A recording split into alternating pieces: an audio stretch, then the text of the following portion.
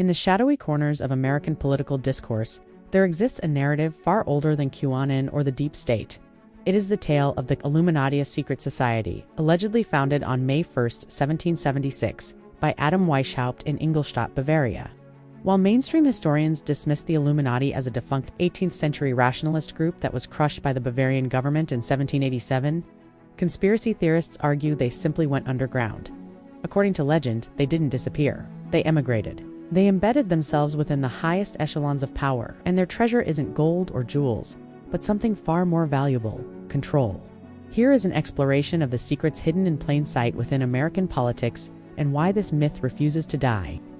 First, the architecture of power, Washington, D.C., as a cult blueprint. If the Illuminati sought to build a new world order, theorists argue they would need to code it into the very geography of the capital. Look at the layout of Washington, D.C. Theorists point to the street map. If you draw lines connecting specific Masonic lodges, the White House, and the Capitol building, you allegedly form a perfect inverted pentagram, and about the centerpiece, the Statue of Freedom atop the Capitol dome. Is she Columbia? Is she Athena? Or is she the goddess of reason worshipped by the original Illuminists? While critics argue that Pierre L'Enfant simply loved neoclassical geometry, the persistence of this theory highlights a public hunger for meaning. When politics feels chaotic, we assume the physical structures must hide a chilling order.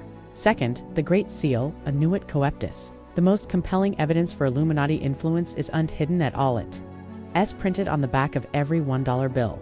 The pyramid. Why is an unfinished pyramid on American currency? It lacks a capstone. Theorists claim the capstone represents the Illuminati, the final piece of the global government yet to be slotted into place. Novus Ordo Seclorum is translated as New Order of the Ages. Detractors. Here, New World Order and the Eye of Providence. Conspiracy theorists insist this is the Eye of Lucifer.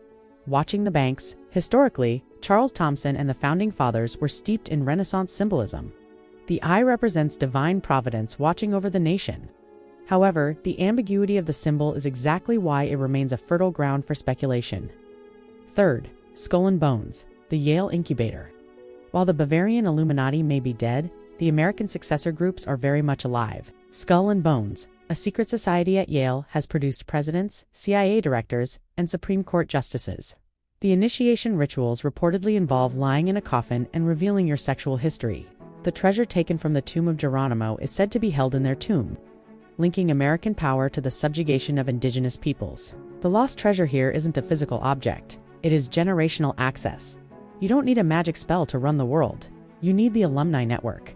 The conspiracy isn't supernatural. It is the systematic hoarding of opportunity.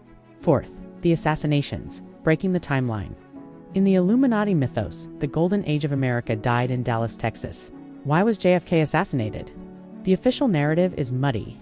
To the conspiracy mind, JFK threatened the secret government.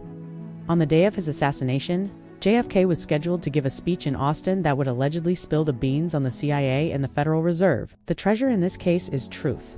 The persistent belief that JFK was killed by a cabal reflects the fear that American democracy is merely a stage play, and the actors are changed out when they deviate from the script. Fifth, the economic gladiators, Milton Friedman and the Chicago Boys. Often overlooked by the pyramid-spotting crowd is the real Illuminati, the economists. In the 1970s and 80s, a small, incredibly powerful group of academics from the University of Chicago exported radical free market ideology. They advised dictators like Pinochet and influenced the deregulation of Wall Street. This is perhaps the most Illuminati-like success story. A tiny, secretive group of intellectuals held a rigid ideology, met in private seminars, and changed the way the entire Western world operates without firing a shot. The treasure they sought was ideological dominance, and they found it. The lost treasure of the Illuminati is not a chest of gold under the Pentagon. It is the feeling of powerlessness.